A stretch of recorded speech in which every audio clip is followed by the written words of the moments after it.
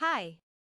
In this tutorial, you will learn how to create and use sources in Ring Publishing. To access them, open the menu and click on Sources.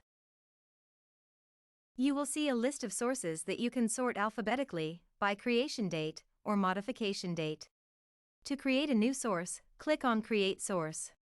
A sidebar will appear. There you can fill in information about the source.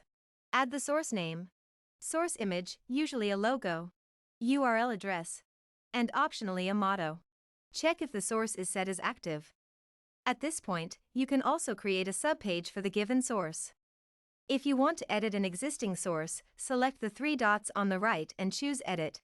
You can also check the articles and images assigned to this source. When you click on these options, the Stories or Images view will open with the filter set to the selected source. Now, you know how to create and edit sources. I hope this was helpful for you.